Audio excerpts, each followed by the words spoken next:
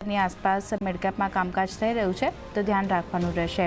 પણ બીજી બાજુ સ્ટોક સ્પેસિફિક એક્શન પર નજર કરી લઈએ। જો એડવાન્સ ડિક્લાઇન રેશિયો અહીંયા પણ જે વધનારા કાઉન્ટર છે માત્ર 915 કાઉન્ટર એવા છે જે બજારને સપોર્ટ કરી રહ્યા છે। તેજી જ્યાં માર્કેટમાં બનતી દેખાઈ રહી છે પણ સામે જે શેર ઘટી રહ્યા છે એની સંખ્યા જુઓ 1720 કાઉન્ટર એવા છે જ્યાં દબાણ બની રહ્યું છે। તો સ્ટોક સ્પેસિફિક એક્શન પણ નેગેટિવિટી તરફ બનતી દેખાઈ રહી છે। અહીંયા પણ એક ધ્યાન રાખવાનું રહેશે।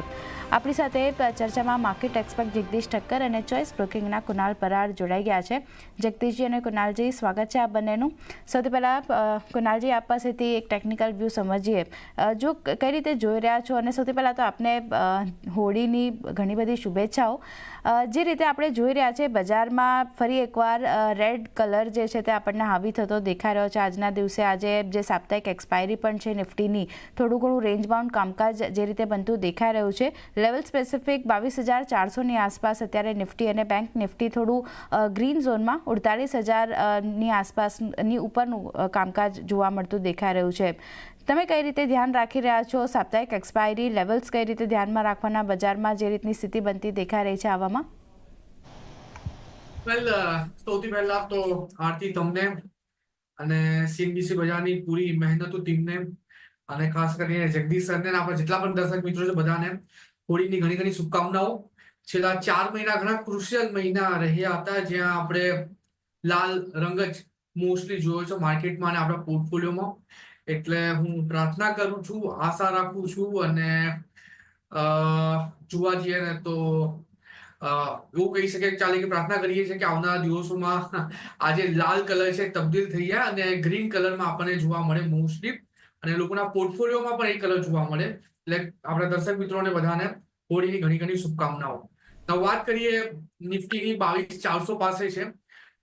તમે જુઓ લાસ્ટ ફ્રાઈડે થી ઓપ્શનમાં જોવા જઈએ તો કોલ અને put out of the money બંનેમાં શોર્ટિંગની પોઝિશન બનતા આપણને જોવા મળી હતી। ઇન ધ મનીમાં શોર્ટ કવરિંગ હતું, બટ કોલ સાઇડમાં ઓટીએમમાં શોર્ટ બિલ્ટઅપની હતી, એટલે કોઈ ખાસ મોમેન્ટમ એ લેવલ પર આપણને કોઈ જોવા નથી મળતી।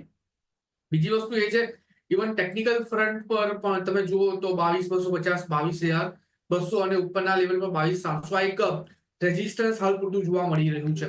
એટલે ત્યાં પણ તમે કહી શકો છો કે ઓવરઓલ એના બેઝ પર પણ એક રેન્જ બાઉન્ડ મોમેન્ટમનું એક્સપેક્ટેશન આપણે રાખીને ચાલી શકીએ। તો મેઇન વસ્તુ એવી છે કે હવે એવા કોઈ પણ ટ્રિગર નથી જે માર્કેટને આ રેન્જમાંથી હાલ પૂરતું બહાર કાઢે। જો આ રેન્જ નિફ્ટી ઉપરના તરફ બ્રેક કરે છે તો 23,000 ઉપરના લેવલ આપણને ઇઝીલી એચિવ થતા જોવા મળી શકે છે, અને 22,200 જો બ્રેક કરે છે તો વળતર આપણને ઘટાડો નિફ્ટીમાં આવનારા દિવસોમાં વધતો જોવા મળી શકે છે। એટલે જ્યાં સુધી નિફ્ટી આ રેન્જમાં પ્લે કરી રહી છે મોમેન્ટમ, આ જ રેન્જનો બેનિફિટ લઈને ટ્રેડિંગ કોલ લઈને ચાલી શકાય। 22,700, 22,200 આ લેવલને ધ્યાનમાં રાખીને ટ્રેડિંગ સ્ટ્રેટેજીસ બનાવી હોય તો બનાવીને ચાલી શકાય। ઓકે, તો એક રેન્જમાં જ કામકાજ આપણને નિફ્ટી બતાવી શકે છે, અને 22,200ના જે લેવલ છે તે ઇમ્પોર્ટન્ટ લેવલ છે, એની નીચે ફર્ધર ડાઉનસાઇડ આપણને નિફ્ટી બતાવી શકે છે। અને અત્યારે જુઓ 22,400ની નીચે ખાસ કરીને નિફ્ટીમાં કારોબાર થઈ રહ્યો છે, એટલે 22,400ના સ્તર પણ અહીંયાથી તૂટતા દેખાયા છે, ધ્યાન રાખવાનું રહેશે। જગદીશ ઠક્કર પણ આપણી સાથે જોડાઈ ગયા છે। જગદીશજી, આપને પણ હોળીની ઘણી બધી શુભેચ્છાઓ। અને જે રીતે આપણે જોઈ રહ્યા છીએ અત્યારે, જેમ ખાસ કરીને કુનાલે પણ જણાવ્યું, લાલ કલર જે રીતે હાવી થતો દેખાઈ રહ્યો છે બજાર પર, અને ઘણી બધી અનિશ્ચિતતાઓના ફુગ્ગા જે છે ત્યારે ફૂટી રહ્યા છે બજારમાં। એનો એક અસર આપણે જે રીતે જોઈ રહ્યા છે ગ્લોબલ ફ્રન્ટ પર જુઓ, ટેરિફ વોરની ચિંતા વધતી દેખાઈ રહી છે। એની સામે જે ડોલર ઇન્ડેક્સ છે તેમાં એક દબાણ છે, પણ સામે રૂપિયામાં પણ વેચવાલી આપણે જોઈ રહ્યા છે। ક્રૂડ ફરી એકવાર વધતું દેખાયું છે, અને આજે જુઓ ઇન્ડિયા વિક્સ ત્યાં થોડો ઘણો સપોર્ટ મળી રહ્યો છે, કારણ કે 14ના લેવલ્સની નીચે ફરી એકવાર ઇન્ડિયા વિક્સમાં કામકાજ થઈ રહ્યું છે। આ બધી પરિસ્થિતિમાં કઈ રીતે જોવું જોઈએ અત્યારે ભારતીય બજારની સ્થિતિને, અને કેવી રીતે અહીંયા રોકાણ કરવા માટે ધ્યાન રાખવું? ગુડ આફ્ટરનૂન આરતી, ગુડ આફ્ટરનૂન કુણાલભાઈ, અને બંનેને અને તમામ આપણા દર્શક મિત્રોને મારા તરફથી પણ હોળીની ખૂબ ખૂબ શુભકામના। અને બહુ સારી વાત કરી કે દરેકના પોર્ટફોલિયોમાં અને સોમવારે સવારે જ્યારે બજાર ખુલે ત્યારે માત્ર લાલ કલરથી હવે લોકો એટલા બધા ડરી ગયા છે કે થોડો ગ્રીન કલરની થોડી આશા રાખે એમાં કશું ખોટું નથી। એટલે જે જાતનો ઘટાડો આપણે ઓક્ટોબર 2024થી જોયો છે એ સતત કેશ માર્કેટમાં વિદેશી રોકાણકારોની વેચવાલી આવ્યા જ કરે છે. અને આ પૈસા અમેરિકામાં થોડા જતા હશે, થોડા ચાઇનામાં જાય છે, થોડા આમ ગમે તો એક હોંગકોંગની અંદર પૈસા ટ્રાન્સફર થાય છે. ઘણી બધી વાતો આપણે હંમેશા સાંભળતા આવ્યા છીએ. એ પણ એક વસ્તુ ચોક્કસ છે કે જે રીતે અહીંથી ઉછાળા ભરવાના એ લોકોએ ચાલુ કર્યા છે, this is the 6th month, એટલે ઓક્ટોબરથી તમે કરો તો ફેબ્રુઆરી સુધીનું એ લોકો નેટ વેચાણના જ આંકડા છે કેશ માર્કેટમાં.